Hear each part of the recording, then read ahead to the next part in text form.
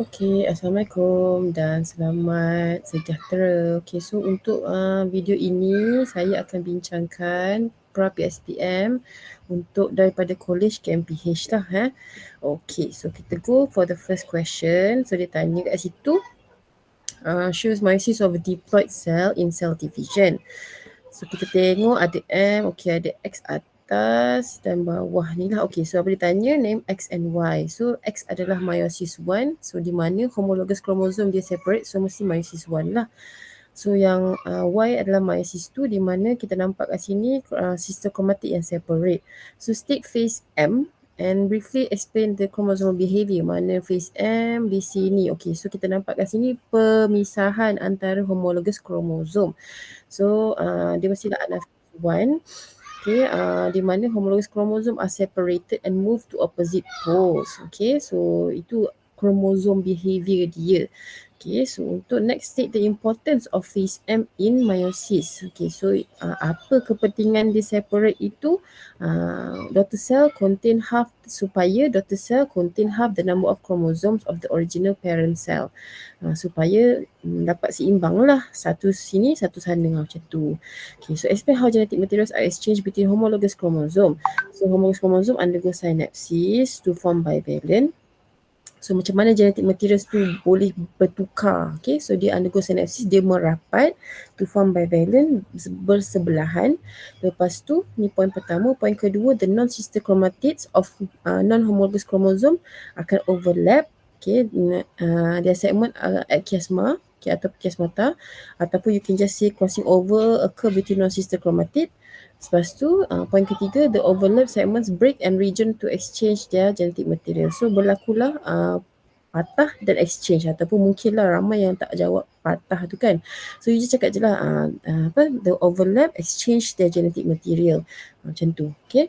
So dah 2 poin kat situ. Sebenarnya dah 3 poin kat situ lah. So boleh ingat mana-mana poin di atas. So untuk soalan nombor 3 pula, dia bagi ada CRCW, ingat tak yang ni? So ini kalau awak ingat, dia adalah satu lagi clue dia kat sini ada warna pink. So dia mestilah incomplete dominance. So sebab dia ada warna perantara. So ada red dengan white, so bila campur jadi pink. Okay, so the incomplete dominance lah. So state possible crossing which do not produce plant with white flowers. So inilah yang akan menghasilkan, yang takkan menghasilkan anak yang CW macam ni. Okay, so dia 2 markah. So lagi satu clue dia ada S kat situ. So mestilah dua pasangan yang berbeza. Yang ni lah. So ini markah pertama, yang ini markah kedua. Okay, so pasangan ini, dua-dua ini takkan menghasilkan CW. So ini, okay. So next, ABO blood group in humans are controlled by multiple alleles of a single autosomal gene. So give definition of multiple alleles. Di mana ni awak memang kena ingat lah. So one gene having more than 2 alleles and all alleles control the same character. Contoh yang terdekat adalah blood group lah.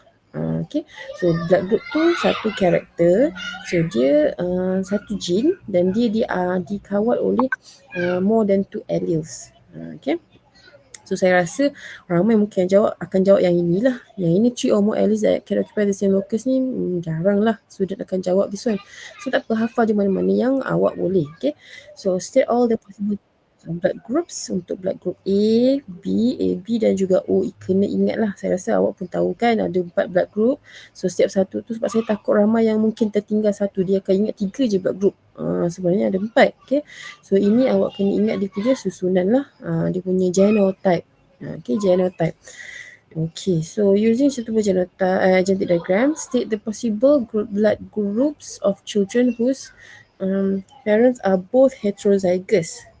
The father for blood group A and the mother for blood group B. Okay.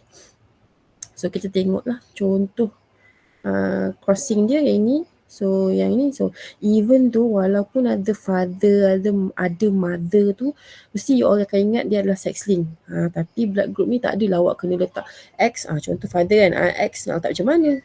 So ini bukan sex link lah walaupun ada sebut father and mother tu. Okay.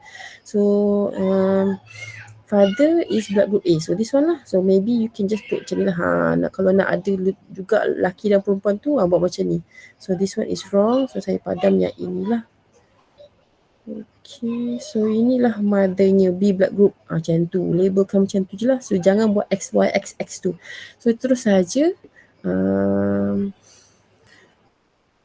salah pada ni mungkinlah awak akan tulis IA sebab dia cakap blood group A. Mestilah ada kemungkinan IA tapi ada clue kat sini heterozygous. Jadinya tak bolehlah IA sebab IA ni adalah homozygous. Okay, so padam yang ini. Okay, so yang B pun sama jugalah heterozygous IBI, right? So kita keluarkan gamit dia dah terabung kat sini. Lepas itu kita crosskanlah dia. Okay, so ini dia punya jalan kerja. So apa dia punya F1 genotypic ratio macam biasa kena buatlah genotypic ratio dengan phenotypic ratio. Right, so the children who would be of blood group semua ada anak. Semua anak dia ada blood group yang 4 tu lah. Macam tu, okay. So ingat tahu dia macam markah dia 6 tau. So ini 6 ni dikongsi dia banyak. So macam adalah banyak step tu. Nanti bila awak exam kena tengok markah dia juga tau. Okay. Kalau nak selamat, kalau even tu markah dia macam 3 ke 4 ke, buat je lah full kalau sempat. Right. Okay. So nombor 4 pula. The brown shell color is expression dominant allele. Okay. Brown is dominant. Okay. Lepas tu over apa? Yellow. Okay, yellow. Yellow is recessive. Recessive. Okay, so 81 is brown. Okay, dominant. So kita tulis calculate the dominant and recessive allele. Okay, so dia bagi 81% ini adalah yang dominant. Jadi kita kena kira yang recessive. Okay, so kita tolak je lah. 100 tolak dengan 81 dapatlah 19%. So 19% 19 per dengan 100 lah. Tak payahlah per dengan 1000. Okay, so dapat Q and then square rootkan dia dapatlah Q and then guna formula untuk dapatkan P and then kita cari nilai P. So ingat ini pun sebenarnya ada missing something kan. So kena tulis dia punya frequency of dominant phenotype. Ni recessive sorry. Ni ayat-ayat ingat tak setiap yang sebelum ni kita bincang pun ni apa recessive phenotype. Macam tu. Yang ini pula frequency of dominant phenotype. Macam tu. Okay, so kena tulis ayat-ayat tu. Walaupun nanti akhir sekali ni pun ada je ayat tapi biasakan diri awal-awal tu pun tulis juga. Okay. So how many snails has brown shell but carry the recessive allele for shell color? So recessive dia carry. So dia membawa recessive allele tu. Mestilah heterozygous. So 2PQ. So kita dah dapat nilai P, dah dapat nilai Q. Kita kalikan sahaja. So dia tanya how many kan. Maksudnya bilangan bukannya frekuensi. Okay. So kita kena darabkan dengan total number of individual. So dapatlah 492. Okay, so saya rasa ni tak ada masalah. So just check your answers. So untuk C pula, yellow shell snails in the population were killed. Okay, so ini ada berlakunya migration, ada yang pupus kan. Okay, so yang ini determine the number of yellow shells in the next generation. Memang selalu pun kita dah tengok pattern kan. Dia akan tanya macam ni juga. Sama ada dia keluar ke, dia pupus ke, dia mati ke, macam tu. Okay, so get used to it lah. So number of yellow shells snails, so 19 per 100 per 1000. Okay, ni bilangan yang populasi lama lah. Okay, so the new population 1000 tolakkanlah dengan populasi yang lama tadi tu. Sebab dia kata populasi lama tu dah dibunuh. Okay, so tinggallah 810. Okay, ni populasi baru. Gene pool dia 2 darab dengan 810.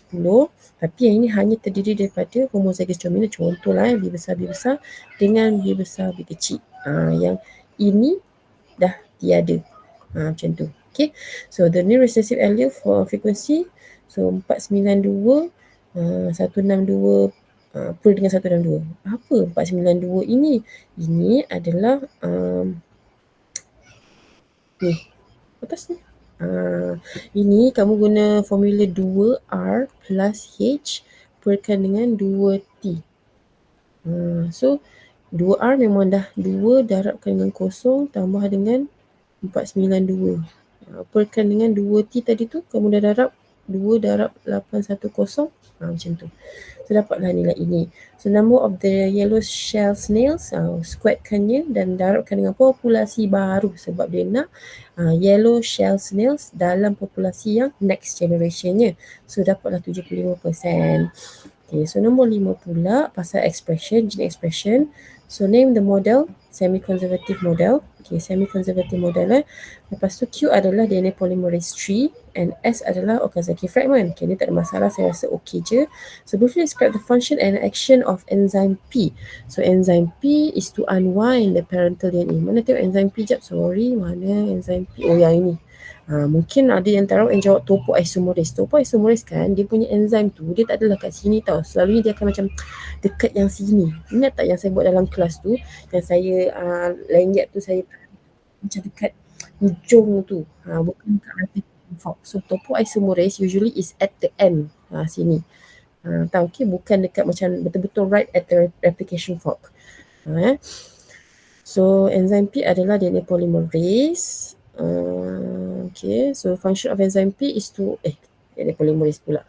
Helicase. Okay, so enzyme P is to unwind the parental DNA double helix at replication fork by breaking hydrogen bond between nitrogenous bases. Okay, so dia lah yang memotong kan, motong hydrogen bond tu. Okay, so name the phase of the cell cycle when this occur. So DNA replication di mana dia berlaku mestilah dekat S phase. Okay, ni tak ada masalah. Next, mRNA codons for some amino acid yang listed below. So dia bagi sini adalah mRNA codon. So kalau awak perasan yang sebelum-sebelum ni punya college, dia bagi table tu adalah anti-codon kan. tRNA anti-codon. So take note tau. So apa yang diberi tu kena tahulah. Lepas tu X mana? Mana X? Mana X? Oh sini. So X dengan proses Y. Okay, so proses X adalah transcription, proses Y adalah translation. So identify amino acid C, amino acid C. Oh ni kat sini. Amino acid C, GCU. Ini nak gambar dia dah lari lah. Gambar dia dah lari.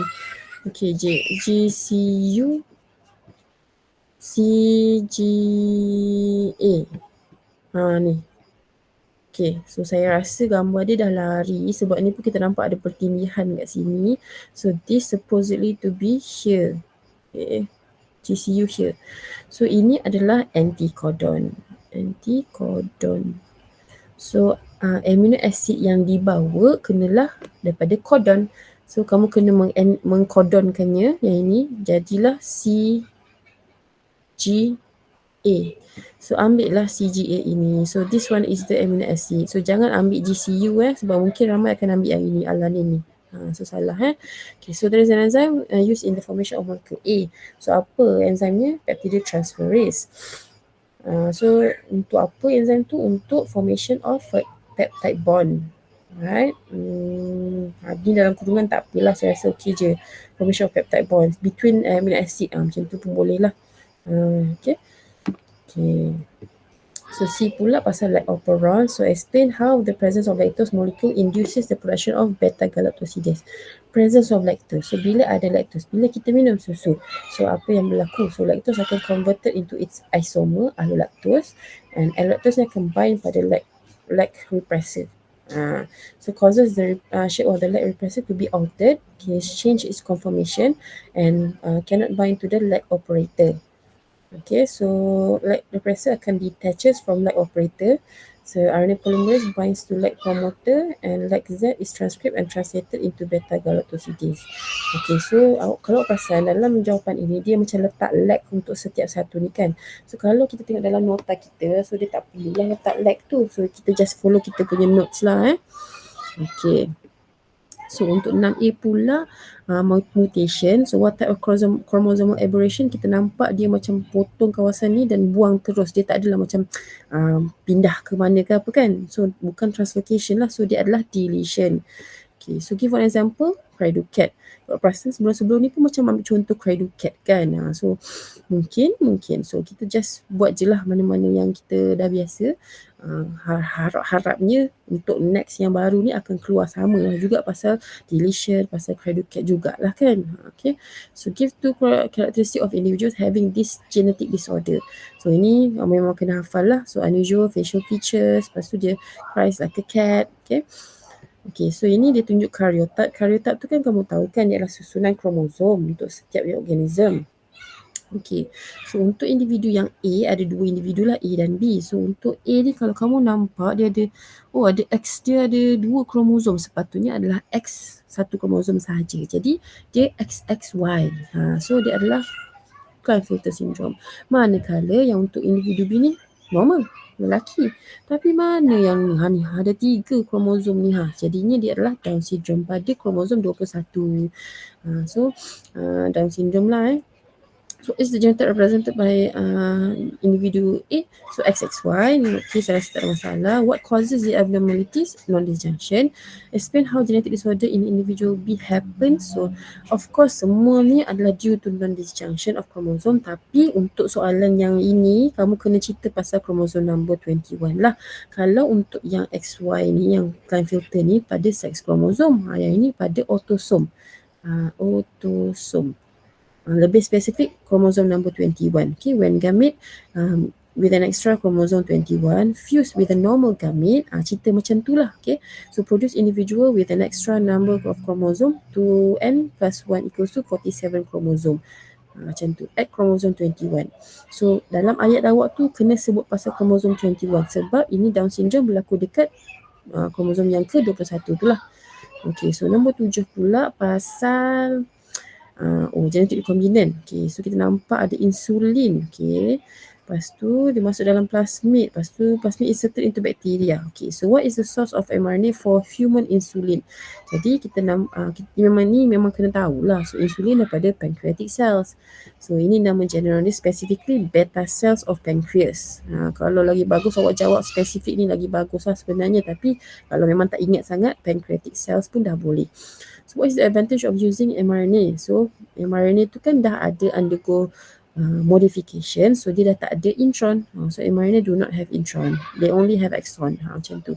So ini kalau perasan jawapan ni dia ada slash tau. So kalau lagi bagus jawab je semua mRNA have exon only and do not have intron. Macam tu. Okay, so then the enzyme used in step 1, reverse transcriptase, function dia untuk formation of the first cDNA strand. So state what happened at step 2. So DNA, cDNA dan plasmid are cut using the same relationship enzyme. Ni akan di-highlightkan. So mesti kena ada perkataan same. Okay, mesti ada perkataan same.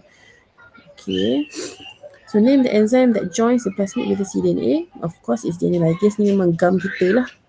Okay, so dia DNA ligase. And then describe polymerase chain reaction. So amplify specific DNA sequence to a series of enzymatic reaction in test tube. So ni memang kena hafal lah maksud PCR. So dia melibatkan separation of double-stranded DNA by heating the temperature. So you kena ingat dia punya suhu in average lah. So high temperature.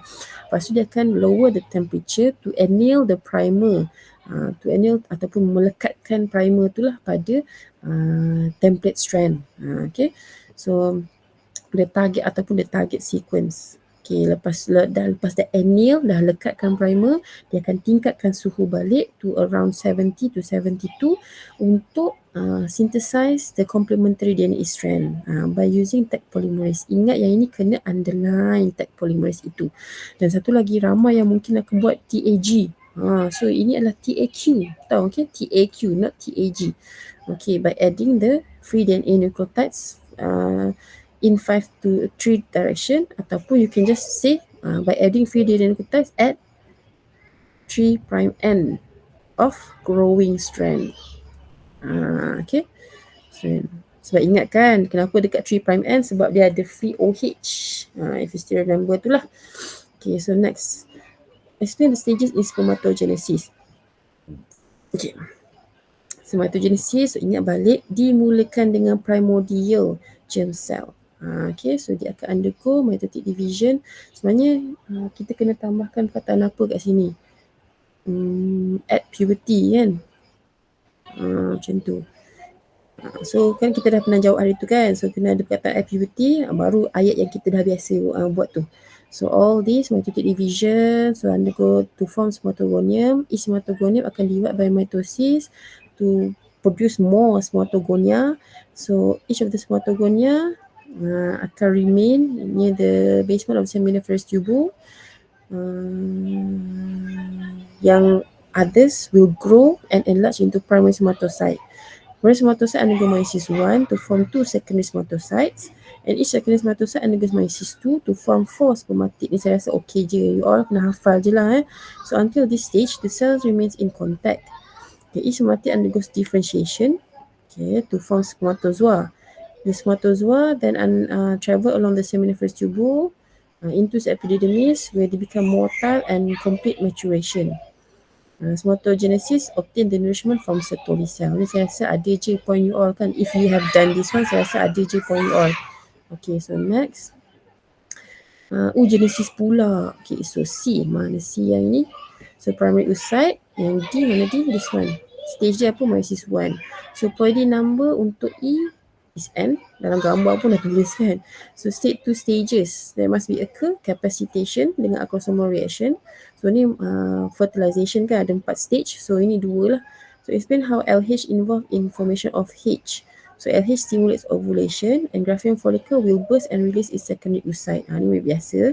So explain what happened in B. Mana B? Mana B? Mana B? Oh, this one lah. Stage B tu.